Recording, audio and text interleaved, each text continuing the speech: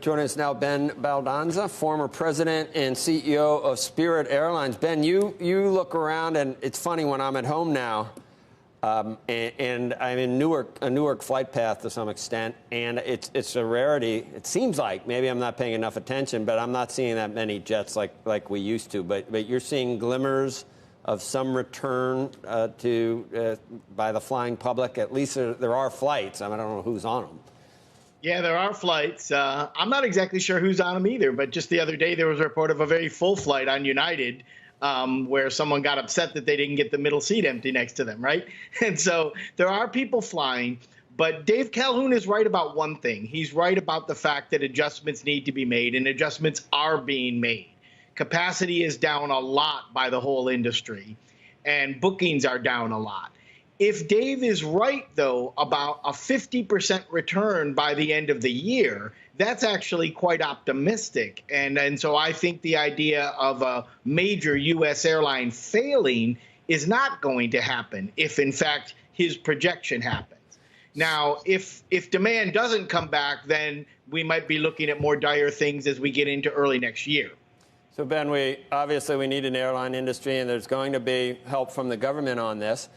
But there are certain things that are just facts of life. There may be consolidation. Previous instances like this have brought consolidation. That could mean that people lose their jobs.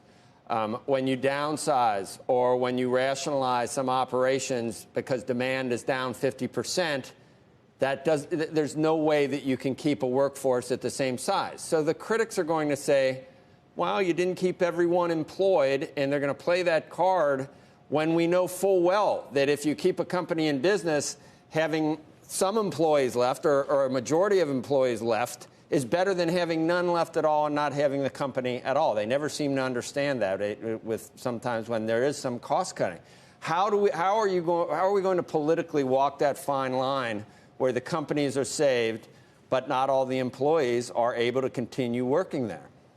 That's a great point, Joe. The industry will be smaller, at least for a while. I actually agree with what Becky said just a little earlier, that eventually we will get back to a normal kind of life again. And at some point, there will be lots of planes flying and people, the industry back at full employment. But that may be many years off before that happens. So in the meantime, yes, the industry will be smaller. People will lose their jobs in the industry as a result of that when there isn't as much activity. And that's just the reality of it. But, Joe, I don't believe that the economy can recover without a viable and vibrant transportation network. And that includes airplanes and trains and trucks, of course. But the economy needs that infrastructure to recover. Right, I know. Well, there's the real world, and there's I don't know what that other world is. Neither do I. But I hear it. I hear about that other world all the time. Anyway, so what's happening right now, what would you do if you were running Spirit to make passengers feel comfortable? So obviously they have social distancing. Were the planes clean before? Because I'm hearing that they're clean now, which makes me wonder what was in those seat backs and tray tables all along. I guess they weren't. They're much more stringent about getting these things sterilized and safe to fly, right? But I don't know. The recirculated air makes me worry about COVID. No? No, I don't think you should be worried about that, Joe. Air in the airplane flows vertically. It flows from the top of the plane down to the bottom of the plane. And so unlike a restaurant or an office building where the air moves horizontally, it's pushing, your coughs or your droplets down. And that's a good thing. It's actually a safer air environment than most buildings we're in. In terms of cleanliness, planes have always been cleaned in the industry. But just like in your own home, my guess is that the countertops in your kitchen are probably cleaner today than they were a couple of months ago because you're taking more care about that. And that's what's happening in the industry. Everybody's being more careful. I'm actually encouraged, Joe, that there seems to be starting to be a coalescing of ideas around the industry to how to make customers more comfortable, like facial coverings that JetBlue started and the industry matched up on. There's now talks about some general consensus around temperature checking in the airports, the cleanliness at your own seat and things like that. Ultimately, customers are going to decide what makes them comfortable to be on an airplane yet. But I'm encouraged that the industry is sort of working together to try things that are going to get customers comfortable. Those things, along with low fares, will bring demand back. Beck. Hey, Ben, I think we eventually get back to some sort of normal world, but I hope we never get back to the point where you see people taking their socks and shoes off and putting their feet up all over the place. Maybe those days are gone, right? I certainly hope they are, Becky. That's right. Nasty stuff. Yeah, it is nasty stuff. But, don't confuse middle seats with social distancing either. People have been doing that and saying, well, if I don't get my middle seat empty, that's not social distancing. Having an empty middle seat is great. I like that when I'm not traveling with my family anyway.